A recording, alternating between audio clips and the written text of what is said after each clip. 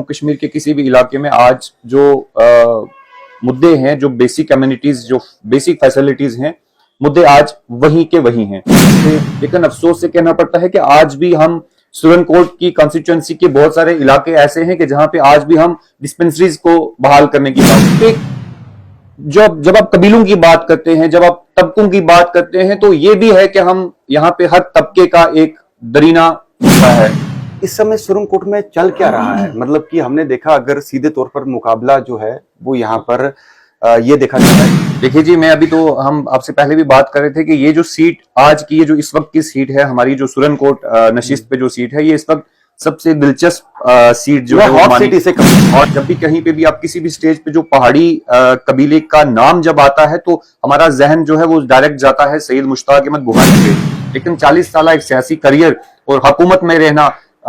वजीर बन के रहना, एमएलए बन के रहना, और वो रिश्ता जो है पर्टिकुलर जमात से सिर्फ अपने कबीले के लिए, अपनी कौम के लिए तोड़ा, तो उस बात को नाफरमोश जो है वो नहीं कर सकता।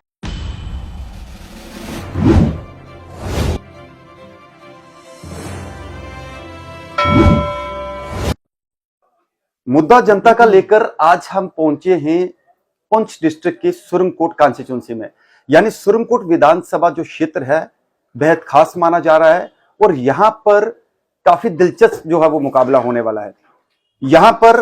जो सईद मुश्ताक बुखारी साहब हैं वो एज ए पहाड़ी समुदाय से ताल्लुक रखते हैं और भाजपा ने उन्हें यहां से टिकट दिया है। दूसरी तरफ अगर बात करें तो शाहनवाज चौधरी जो कि अलायंस कैंडिडेट है, नेशनल कॉन्फ्रेंस और कांग्रेस के वो अलायंस कैंडिडेट है। और तीसरी अगर बात की जाए तो मोहम्मद अकरम चौधरी जो कि पहले भी विधायक रह चुके हैं, लेकिन इस बार उन्हें टिकट ना मिलने के कारण नाराजगी के चलते उन्होंने ये फैसला लिया कि वो एज ए इंडिपेंडेंट यहां पर कंटेस्ट करेंगे। हम इस समय सुरनकोट में मौजूद है। क्या सुरनकोट का माहौल है और आज इस सब पर बात करेंगे। मेरे साथ सईद वसीम उल हसन हैं जो कि एडवोकेट हैं, काफी पॉलिटिकल एक्टिविटी पे जो है वो नजर रखते हैं, बड़ा डीपली रखते हैं। इनसे बातचीत करेंगे कि सुरनकोट का क्या माहौल है, किस तरीके से किन मुद्दों को लेकर जनता जो है वो वोट कास्ट करेगी और क्या कुछ यहाँ पर चुनावी सरगर्मियां है। वसीम साहब, सबसे पहले तो आपका बहुत बहुत वेलकम है। बहुत शुक्रिया जी। बहुत वसीम भाई, मैं आपसे ये जानना चाहता हूँ कि बड़ा डीपली मैंने देखा कि आप एज ए सोशल काज में भी इन्वॉल्व रहते हैं। एक जो आपका प्रोफेशन है, प्रोफेशनल होने के साथ साथ काफी लोगों का आपके साथ एक इंटरेक्शन रहता है, तमाम हर कोई आता है और बखूबी सुरनकोट की सियासत को आप बड़ा करीबी से देखते हैं। तो इस समय चुनावी माहौल जो चल रहा है, तो क्या है सुरनकोट का, मतलब कि जो अवाम है, अवाम किन मुद्दों को लेकर जो है वो वोट कास्ट करेगी? बहुत शुक्रिया सबसे पहले राय भाई आपका, और द पब्लिश का बहुत शुक्रिया। आपको मुबारकबाद पेश करते हैं कि आप वक्तन फवक्तन जो है अवामी मसाइल पे गुफ्तो शनीद करते हैं। जहाँ तक चुनावी मुहिम का या चुनावी मंशूर का या आपने लोगों के मुद्दों की बात की, तो मैं सबसे पहले तो ये बताऊं कि 2019 के बाद का जम्मू कश्मीर और 2019 से पहला जम्मू कश्मीर, उसमें आज हमें बहुत ज़्यादा फ़र्क देखने को महसूस होता है बहुत सारे सफ़ेयर्स पे। सबसे पहली बात तो ये कि जम्मू कश्मीर एक ऐसा इलाका है कि जहाँ पे लोगों के हर 10 किलोमीटर के वक्फे के बाद जो है वो मुख्तलिफ मसाइल हैं। सबसे पहली चीज़ तो ये कि यहाँ पे आज जो लोगों की बेसिक कम्युनिटीज हैं वो पिछले 70 सालों में वो फुलफिल नहीं हुई। जब आप मुद्दों की बात करते हो तो जम्मू कश्मीर के आप किसी भी इलाके में आज चले जाएं, जम्मू कश्मीर के किसी भी इलाके में आज जो मुद्दे हैं, जो बेसिक कम्युनिटीज, जो बेसिक फैसिलिटीज हैं, मुद्दे आज वहीं के वहीं हैं। जो मुद्दे 2008 के इलेक्शन में थे, जो मुद्दे 2014 के इलेक्शन में थे, आज वही मुद्दे लोगों की तरफ से जो है वो मंजर आम पे आ रहे हैं। उसका रीजन ये है कि लोगों के मसाइल जो हैं, जो लोगों की बेसिक कम्युनिटीज थी, जो लोगों की बेसिक फैसिलिटीज थी, वो फुलफिल नहीं हुई। मुख्तलिफ सरकारें बनी, मुख्तलिफ लोग दौरे इक़्तिदार में आए, मुख्तलिफ जमातों के लोग दौरे इक़्तिदार में आए, लेकिन जो मसाइल, जो बेसिक फैसिलिटीज का फुकदान, जो बेसिक कम्युनिटीज का फुकदान आज से 10 साल या 20 साल पहले था, वो आज की डेट में वैसे का वैसा है। जब मखसूस तौर पर आप सुरनकोट की बात करते हो तो सुरनकोट एक ऐसा इलाका है कि जो कुदरती हुस्न से मालामाल है। यहाँ पे कुदरती वसाइल की कमी नहीं। आप यहाँ की खूबसूरती से अगर खूबसूरती के एतबार से देखेंगे तो सुरनकोट एक ऐसा इलाका है कि जहाँ पे बैरून रियासत भी जो है वो सयाह आते हैं समर्स में, और विंटर में भी यहाँ पे हमें स्याह की जो दौड़ है वो लगी रहती है, देखने को मिलता है। लेकिन जब आप यहाँ की डेवलपमेंट के एस्पेक्ट पे जाते हैं, जब आप डेवलपमेंट के स्फेयर्स पे जाते हैं, तो हमें बड़े अफसोस से कहना पड़ता है कि डेवलपमेंट के नाम पे आज तक यहाँ पे कोई खास जो बढ़ोतरी है वो हमें देखने को नहीं मिली, और ना ही उसमें कोई खास फर्क आया है। आज जब आप बात करते हैं 2024 में, तो हमें 2024 में बात करनी चाहिए थी डिजिटलाइजेशन की, हमें बात करनी चाहिए थी, होना तो ये चाहिए था कि हम यहाँ पे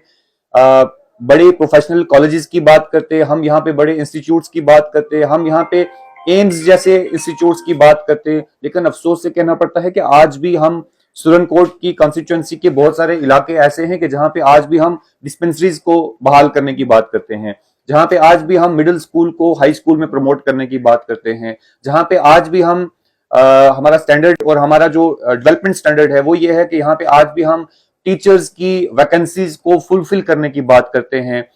आज भी हमारा स्टैंडर्ड डेवलपमेंट के एतबार से ये है कि आज भी हम यहाँ पे गली कोचों में, मोहल्लों में, स्ट्रीट्स में, म्युनिसिपल एरियाज में गली की सफाई करने की बात करते हैं, जबकि होना ये चाहिए था कि 2024 में आज डेवलपिंग नहीं बल्कि हम डेवलप्ड हुए होना चाहते थे, लेकिन ऐसा है नहीं। तो एक लोगों में एक जोशो खरोश है, खासकर जमहूरियत को लेके, डेमोक्रेटिक सेटअप को लेके, और सबसे पहले तो ये खुशाइन बात है मरकजी सरकार की तरफ से कि उन्होंने जो इलेक्शन प्रोसेस था उसको बहाल किया। एक लंबे अंतराल के बाद, लगभग 10 साल के पीरियड के बाद उन्होंने इस सिलसिले को बहाल किया, और लोगों में खुशी की लहर है, क्योंकि लोग जमहूरियत पे यकीन रखते हैं। हिंदुस्तान की जमहूरियत का डंका जो है वो दुनिया के कोने कोने में जो है बजाया जाता है, लेकिन आज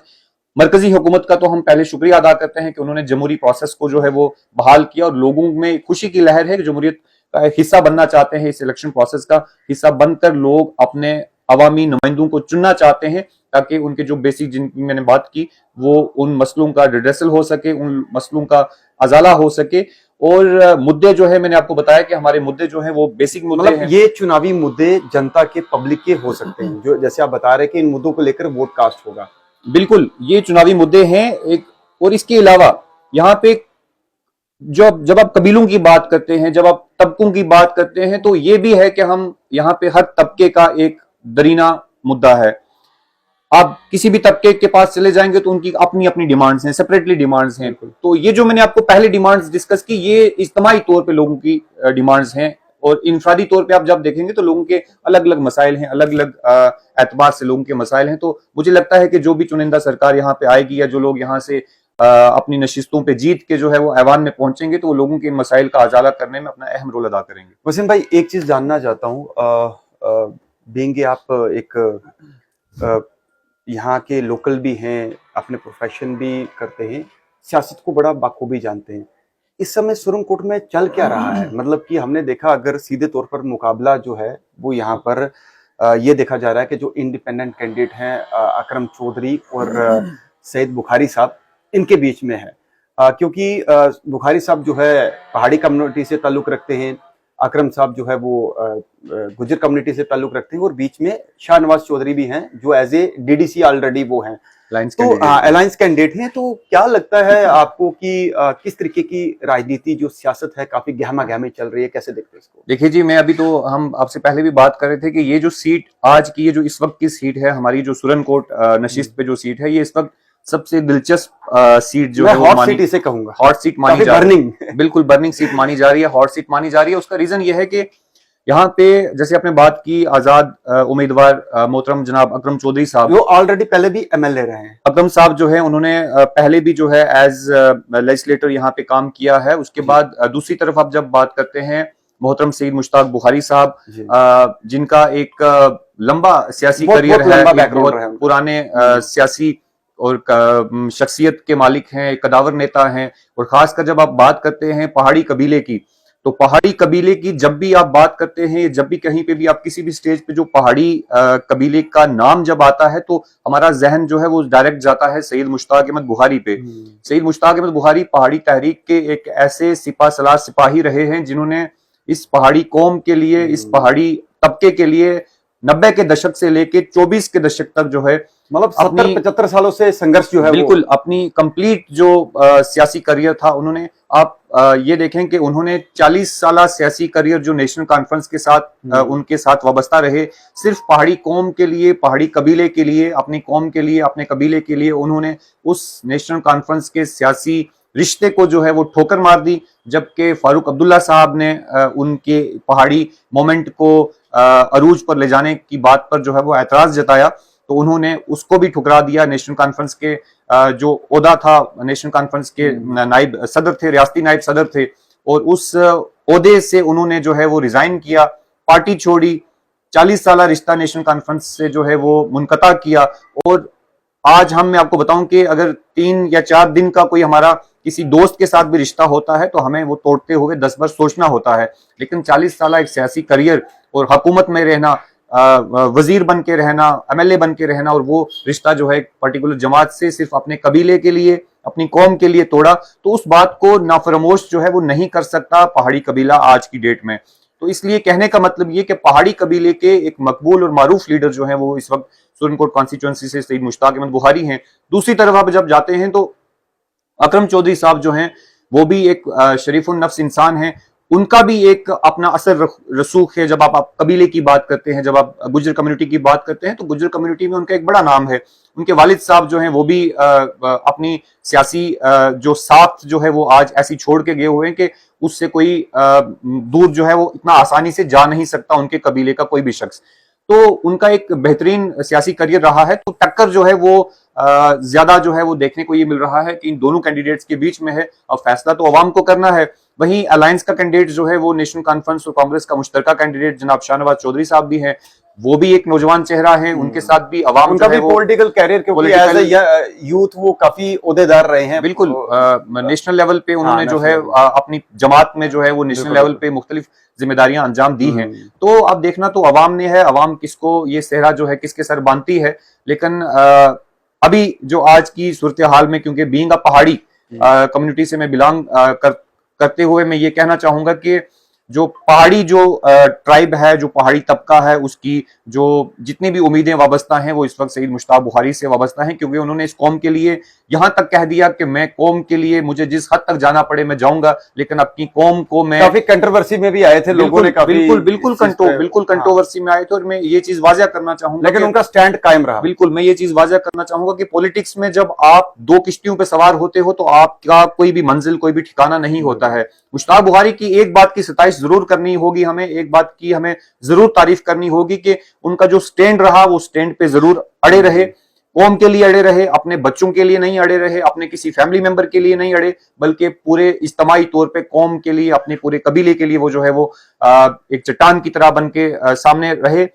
अपने लिए उन्होंने लोगों से बहुत सारी नाराजगियां पाल के रखी, लोगों ने उनको बहुत बुरा भला कहा, लेकिन उस शख्स को सलाम पेश करना होगा कि उस शख्स ने अपने कबीले की फलाह के लिए, अपने कबीले की बका के लिए वो अपने जो स्टैंड था उससे पीछे नहीं हटे, और आखिरकार अपने उस जो जदोजहद थी 30 साल 40 साल उसमें वो कामयाब भी हुए। शेड्यूल ट्राइब के लिए उनकी जो जंग थी उसमें वो कामयाब हुए, कौम को शेड्यूल ट्राइब मिला। अब उनका ये एजेंडा है कि अब वो ये चाहते हैं कि उस जो शेड्यूल ट्राइब जो कौम को मिला है, अब उसके तहफ्फुज के लिए जो कौम है उनका साथ दे, ताकि उनका तहफ्फुज जो है उस कौम का, उस सर्टिफिकेट का, उस शेड्यूल ट्राइब का तहफ्फुज जो है वो भरपूर तरीके से आने वाले वक्त में हो सके। लेकिन अब अवाम ने फैसला करना है, क्योंकि राय दहनदान जो है वो लोग हैं, लोगों ने फैसला करना है। लोग इस कुर्सी पे, इस नशिस्त पे जो है वो किसको विराजमान करते हैं, ये फैसला हमें आने वाले माह में इंशाल्लाह शुरुआती दौर में मिलेगा। लेकिन लोगों से मेरी अपील कि आप सियासी तौर पे, मेरा आपका इख्तलाफ हो सकता है, सियासी तौर पे बुखारी साहब से हमें इख्तलाफ हो सकता है, सियासी तौर पे अकरम साहब की किसी स्टेटमेंट या उनके किरदार से, सियासी किरदार से हमें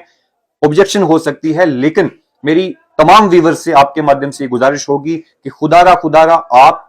पॉलिटिक्स के इन दिनों में, पॉलिटिक्स के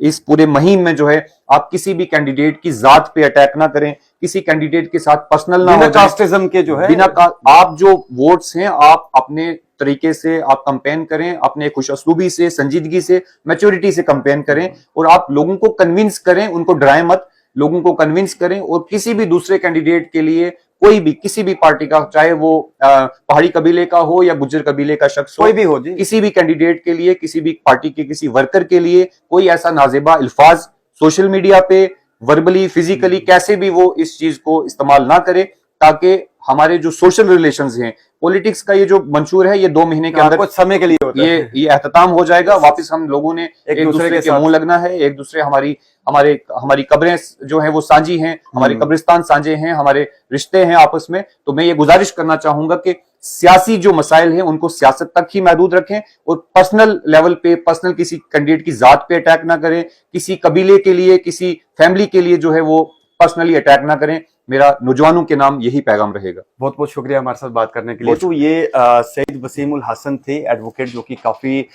इस एरिया में जो है वो काफी पॉलिटिकल गतिविधियों पर नजर रखते हैं। तो तमाम आखिर में जो